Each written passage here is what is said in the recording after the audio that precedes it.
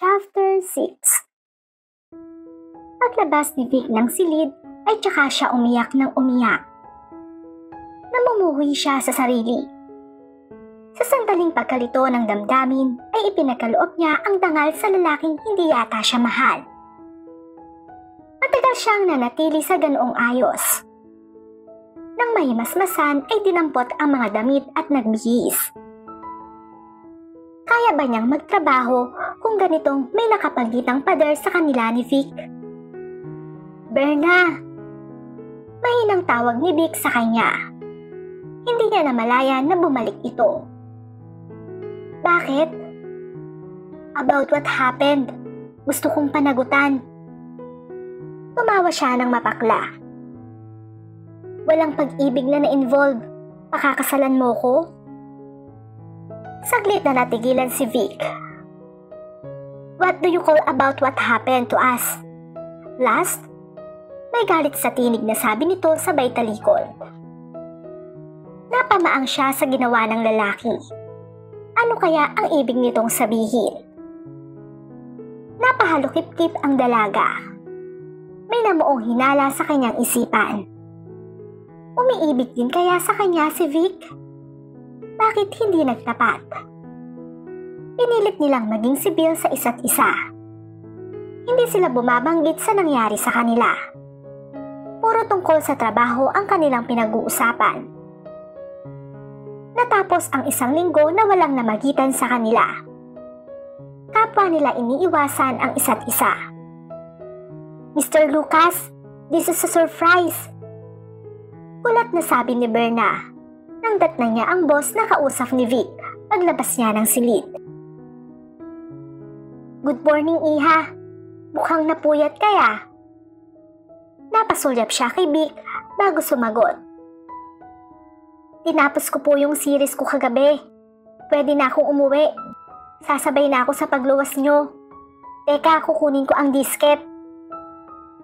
Bago nakasagot si Mr. Lucas, ay nakatalikod na siya pabalik sa kwarto.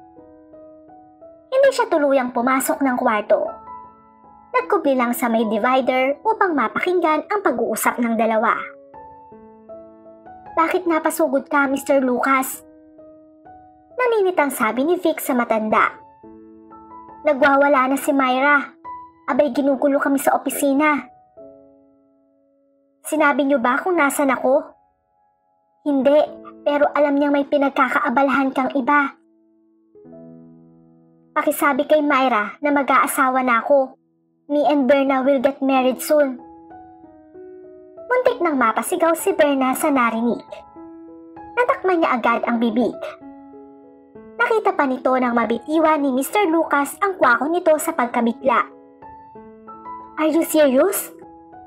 Hindi makapaniwalang tanong ni Mr. Lucas. Yes, Mr. Lucas. And tell to Papa na hindi niya ako mapipilit pakasal sa isang babaeng hindi ko gusto. At lalo namang hindi ako papayag na gamitin mong panakip butas. Galit na sabi ni Berna na hindi nakatiis ay lumitaw sa pinagkukublihan. Berna! Kulat na sabi ni Vic. Kanina ka pa ba dyan? Oo, narinig ko ang pag-uusap niyong dalawa. I hate you, Vic. Ginamit mo lang ako dahil nagre-rebelde ka sa iyong ama. Higil niyang sabi sa binata. Berna, you don't understand. Ano ang hindi ko naintindihan? Ang tangi kong alam, ginamit mo ko. Nang akmang lalapitan siya ni Vic ay agad siyang tumalikod patungo sa kanyang silid. Berna, let me explain. Umalis ka dito! Sigaw niya. Impit na napaiyak ang dalaga. Ayaw niyang marinig ni Vic na iniiyakan niya ito. Kailangan ipakita niya sa lalaki na matatag siya. Ano kung may nangyari na sa kanila? Ang mahalaga, nakilala niya ito hanggat maaga. Kaya pala ibig akong pakasalan, may binabalak. I hate you, Mr. Vic Salazar. Higil niyang sabi. Namumugto ang mata niya nang maghapong yun. Kahit anong giit ni Vic na kumain siya ay hindi na rin siya lumalabas ng silid. Nakatama siya ng pagkalam ng sikmura Ipinasya niyang lumabas na ng silid. Walang tao sa kabahayan. Wala si Vic at si Mr. Lucas. Tinungo niya ang study room. Nakalak. Ipinasya niyang pumunta ng kusina. May nakahaing pagkain sa mesa. Kumain na lang siya. Kahit ayaw dumaan ng pagkain sa kanyang lalamunan, ay pilit niyang nilulon ang pagkain sa pamamagitan ng pag-inom ng tubig. Tapos na siyang kumain ay hindi niya nakita ang anino ni Mr. Lucas at Vic. Lumabas siya ng bahay. Nakita niya si Aling Maring na nagwawalis ng basura. Aling Maring, si Mr. Lucas at Vic. Kanina pa umalis. Ipinabibigay ni Vic ang sulat na to. Nanginginig ang kamay na tinunghayan niya ang sulat. Dear Verna, sorry about what happened to us. I really want you to be my wife. Maniwala ka sana. Ewan ko kung maniniwala ka sa ipagtatapat ko. I love you. Since nang makita kitang lumabas ng silid wearing a 90s. So innocent, so fresh and beautiful. Sinabi ko sa sarili ko na gagawin ko ang lahat, mapasakin ka lamang. Promise, liligawan kita. Love, Vic. Ibig niyang maglulundag sa tuwa. Nagulat pa si Aling Maring nang yakapin niya. Abay, ano gang nangyayari sa batang ire? Nagtatakang tanong ng matandang babae. Nakangiting pumasok ng bahay ang dalawa. Kinuha ang mga gamit at nag-impake. Hindi sinasadya ay napatitig siya sa kalendaryo. Ha? Bukas na pala ang wedding anniversary ng inang at itang. Kailangang makauwi na ako ngayon. Tamang-tama, hindi na malayo dito ang biyahe. Iniwan niya kay Aling Maring ang disket upang ibigay kay Mr. Lucas at sulat para kay Vic. Kung mahal niya ako, susundan niya ako sa Laguna. Sabi na lamang niya. Dalawang salin siya ng bus bago makarating ng Laguna. Abala ang lahat sa pagluluto. Sinenyasan niya ang mga pinsan na nakakita na huwag maingay. Nagsipagtanguan naman ang mga ito. Kaya hindi napansin ng mga magulang ang pag-akyat niya sa bahay. Ginamit niya ang sariling susi upang mabuksan ang sariling silid. Mamaya na lang siya magmamano sa kanyang inang at tatang. Magpapalit muna siya ng damit. Isang duster ang pinili niya. Ay tagal din niyang hindi nagamit ang mga naroroon. Ikinala niya ang paningin. Nasa dating ayos pa rin ang lahat. Walang binago. Sa isang iglap ay nakadama siya ng kakaibang kasiyahan. Iba talaga kapag nasa sarili kang tahanan. Dahil pagod, ay inilapat niya ang katawan sa kama. Nakaidlip ang dalaga. Hindi niya alam kung gaano siya katagal sa ganoong ayos. Marahang haplos sa kanyang pisngi ang nagpagising sa kanya. Luha ang mukha ng kanyang ina ang bumungad sa kanya. Nakangiti. Niyakap siya nito. Salamat at nakauwi ka rin dito sa atin. Noon ko pa po sana gustong umuwi, kaya lang marami po akong trabaho. Sino ang nagsabi sa inyong narito ko? Wala. Ugali ko na kasing linisin ang kwarto mo bago ako maghapunan. Sinisinop. Nakita nga kita tulog. Pasensya na anak kung naabala kita sa pagtulog. Hindi ko lang napigilan ang aking sariling hindi kalapitan. Akala ko kasi namamalikmata lang ako. Kumalag siya sa pagkakayakap sa ina. Ang tatang po. Naroon sa ibaba. Ako, Chuck, na matutuwa yun kapag nalamang narito ka. Si Angela at Manuel. Nakatawa niyang tanong. Wala na ang bigat sa dibdib niya kapag binabanggit ang pangalan ng dating kasintahan. Baka bukas na yun pumarito. Kumain ka na ba? Umiling siya. Hindi pa nga po. Abay sumabay ka na sa amin ng iyong tatang. Bumaba ka na ha. Maghahain lang ako. Tutulungan ko na kayo. Wag na. Magpahinga ka na muna. Pigil ng ina niya nang akma siyang tatayo. Nakaiglip na po ako. Tsaka para malaman ng tatang na narito na ako. Maya-maya ay narinig nila ang pagtawag ng tatang niya sa ibaba. Inang, tawag na kayo. Sabay silang bumaba ng ina. Kitang-kita niya ang pagkabigla sa mukha ng kanyang ama. Tulad din ng ina ay nangilid din ang mga luha nito.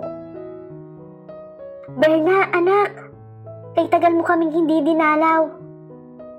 Ang tatang parang hindi lumuluwas ng Maynila kada buwan upang dalawin ako kung magsalita. Namiss ka lang yan. Nagkatawanan na lang silang tatlo sa birong yon ng kanyang inang. Masayang nagsalo sila sa hapunan. Hindi sila agad natulog. Nakitulong pa siya sa paghihiwa ng kanyang lulutuin para bukas. Kay saya ng kanyang pakiramdam ng mga sandaling yon. Kapiling ang mga magulang at mga kamag-anak. Bumalik na ang dating sigla niya. Nagamot din ng panahon ang sugat niya sa puso. 6:00 pa lang ng umaga ay nagising na si Berna. Halos kaunting oras lang ang kanyang itinulog dahil 3:00 na ng madaling araw nang matapos silang maghiwa. Gayunpaman ay masigla siyang bumangon. Agad na tinungo ang nakasaradong bintana upang buksan. Hindi mainit sa balat ang sikat ng araw na pumasok sa loob. Hinayaan niyang tumama sa kanyang balat ang sikat. Napapikit siya ng masilaw. Magandang umaga, Berna. Bati ng isang tinig na kilalang kilala niya. Tinig ni Manuel. Pumilis ng higit sa normal ang tibok ng kanyang puso. May pagtatangi pa rin ba siya sa lalaki? Pinakalma niya ang sarili. Tsaka humugot ng malalim na buntong hininga tsaka dumilat. Umiti siya ng ubod tamis pagkakita sa lalaki. Ikaw pala, Manuel. Magandang umaga naman. Kasama mo ba si Angela? Hindi pa. Nasa bayan bumili ng regalo para sa mga inang at tatang. Tumango siya at pinatuloy ang lalaki. Masiglang nakipagkwentuhan siya kay Manuel. Kumusta ka na? Nahihiyang sabi ni Manuel na hindi kumukurap ang mga mata sa pagkakatitig sa kanya. Mabuti, kimi niyang sagot. Pinagtiklop niya ang mga kamay upang umabot doon ang lakas. Tungkol sa naganap sa biglaang pagpapakasal namin ni Angela. Humihingi ako ng tawad. Pasensya ka na kung ngayon lang ako nagkaroon ng lakas ng loob na makipag-usap sa'yo. Nahihiya kasi ako. Hindi siya agad kumibo. Pinakiramdaman ang sarili. Isa lang ang isinisigaw ng kanyang puso. Si Vic. Matama niyang tinitigan si Manuel. Talagang wala na siyang damdamin sa lalaki. Nakalipas na ang kanyang kahibangan dito.